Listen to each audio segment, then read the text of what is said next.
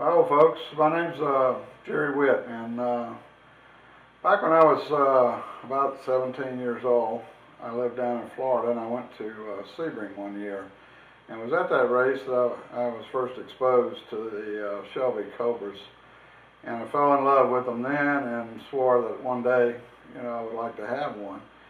And you get older and you go into service, you get married, you have kids, things change.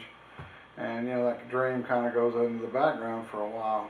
But about 11 years ago, my wife passed away suddenly from cancer, and I was thinking a lot about that and how dreams go unrealized. And about a year later, I sat down and decided, well, I'd always wanted to have a Cobra, and I started looking on the internet to see what options might be available to me for what I wanted. I didn't really want to build a kit because, one, I didn't have the inclination, and two, I didn't feel I had the mechanical ability. So for me, I wanted a complete car that I could just put the key in the ignition, turn it on, and drive it home. So with that limitation in mind, I started doing a lot of searching, and at the time, a lot of the kit car manufacturers didn't offer turnkey cars. So I was kind of faced with the realization that I was either going to have to buy a car that was completed by somebody else and not know, what donor car parts went into it, or what was in the engine, or how old it was, or anything like that. And I saw an ad actually for Superformance in a magazine, and I called the 800 number, and it switched me over to Dennis Olthoff's and Bob Olthoff's business up here in Mooresville, North Carolina. And I talked to them a little bit and kind of explained where I was and what I wanted to do, and then they invited me up from Atlanta, to come up and see one of the cars and take a test drive and a ride in them. And of course, I'd never actually gotten to ride in one, so I jumped at the chance, and so I loaded up the van with myself and my son and my daughter and all, and we came to Mooresville and met the Olthoffs at their shop. And greatest people I probably ever met. They're from South Africa, and the car itself is made in South Africa. So Dennis and Bob just knew everything there was about this particular car. And so Dennis took me and put me in the passenger seat of one and took me for a ride. And about halfway through the ride, he pulled over and we swapped, and I got to drive one for the first time in my life. And as soon as I got back to the shop, I took out my checkbook and said, "How much?"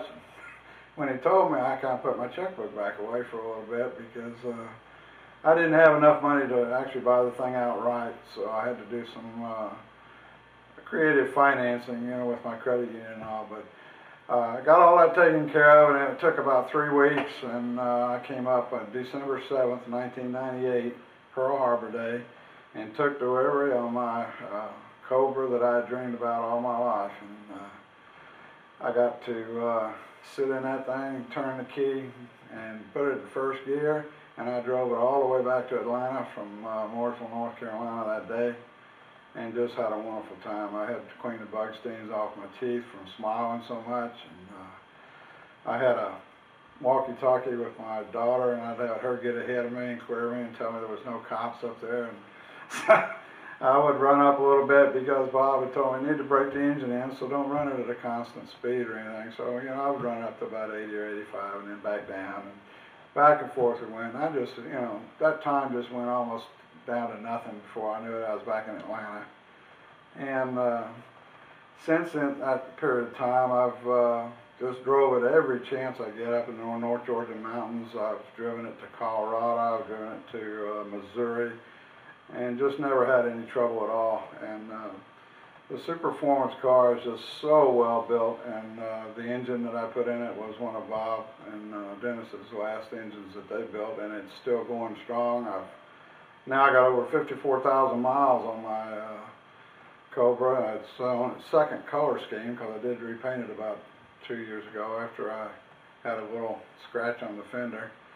But I decided then to change colors and have it. It's just like having a new car.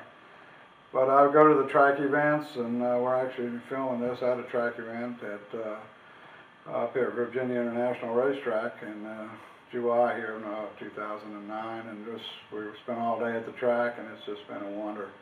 Just had a great time. The people that own the Superformances, or the camaraderie is there.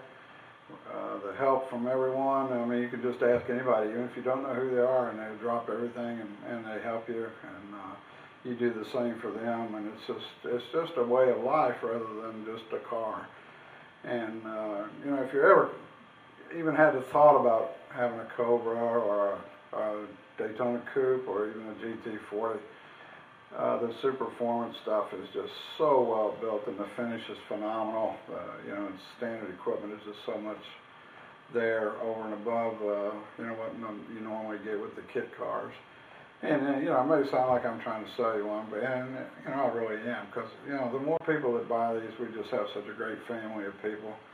And the Oltos, I wouldn't buy one from anybody else. It's just, you know, they know the cars. They know what they need. They know them mechanically. They know all the body work, the trim. They know how to set up the suspensions. And when you get it, it's ready to go. You just get in and you turn the key and you can drive it home. And it's just no feeling like it in the world. And I'm into my 11th year with my car, and I just wouldn't let it go for nothing. It's part of my life. It was part of my dreams, and it's one part of my dreams that I've realized, and I just didn't ever want to let it go, and I won't.